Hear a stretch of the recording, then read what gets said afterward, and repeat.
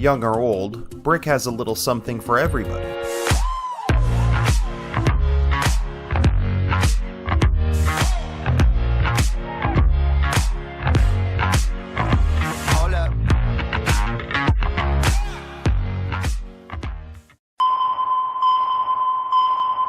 Canada be damned. I'm going to the Klondike. The Klondike is Canada.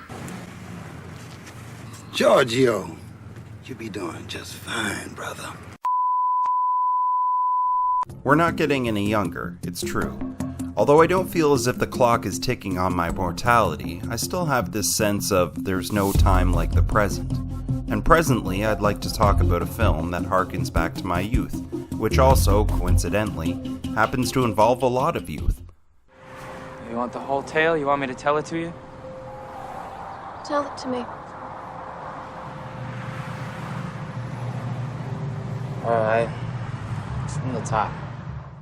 Rian Johnson's 2005 directorial debut, Brick, is a modest, low-budget, independent neo-noir that merges the old with the new.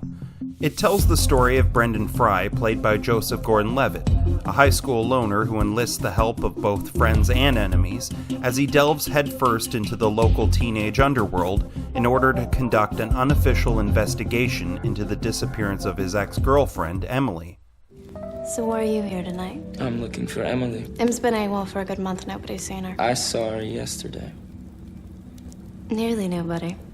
As a directorial debut, Brick is both audacious and safe with how it combines the new with the old. What makes Brick new, or at least new in relation to the 20-aughts when it was released, is the simplistic, often static camera work and a cast which is almost entirely under the age of 25. It was a growing trend and perhaps trademark of independent films like Dear Wendy of that era. Having a cast of virtually all unknown actors in a filming style that is mostly straightforward, as well as quick and easy to film, Rian Johnson was able to make a movie that was safe and low risk financially, yet luckily happened to coincide with the trends of the time. What set Brick apart from its 20-aught independent counterparts is how the script at its core embraced the old, taking a page from Pulp Fiction writers of the 1940s like Dashiell Hammett or Raymond Chandler. Johnson created a modern-day world where the characters spoke as if they were in a noir 6 decades prior, and boy does it show. Why'd you let Dode fly when he went back to, who's her name, the theater? Kara, it's their turf. I couldn't hear him without being seen, and that would only biff their play. Just to know it's there, I let it ride, see what comes of it. But anyway. I need you to out. Like on Jer, that was cake to this, and unlike Jer, there's not much chance of coming out clean. 24/7 on this one. Okay to opt for me again? So what first, tip the bulls? Nah, bulls, gummit. They'd flash their dusty standards, the wide eyes, probably find some yig to pin. Probably even the right one, but they'd trample the real tracks and scare the real players back into their holes. If we're doing this, I want the whole story, no cops.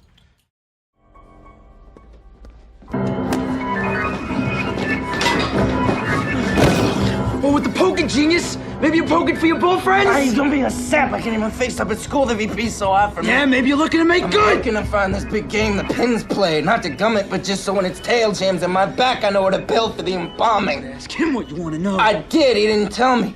I'll admit some of this does come off kind of silly, because teenagers of the 21st century never spoke this way. But if you can put that aside, it's actually not that difficult to slip into the skewed reality because the actors deliver their lines with more honest realism than the trendy cadence of actors from the golden age of Hollywood. And just like an old noir from the golden age, Brendan gets his ass kicked. A lot.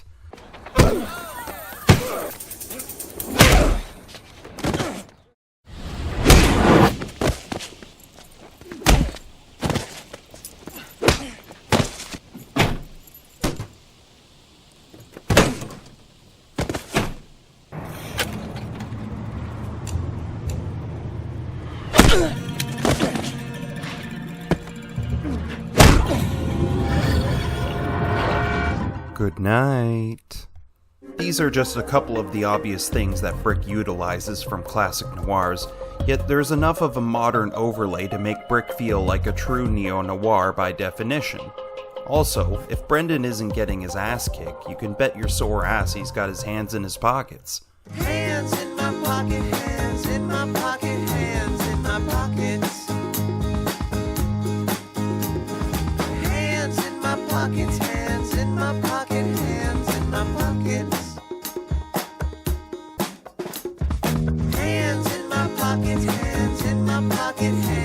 my pockets.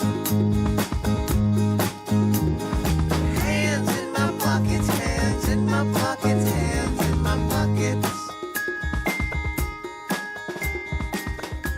Brick is such a rare breed of film, blending the old with the new, you may be asking yourself, who was this even made for? Seniors old enough to have experienced the original noirs? Teenagers of the 20-aughts? Or just film aficionados across all ages? Despite its niche backbone of a genre, its debut on the independent film circuit, and its youthful cast, Brick actually cuts across all ages of adults.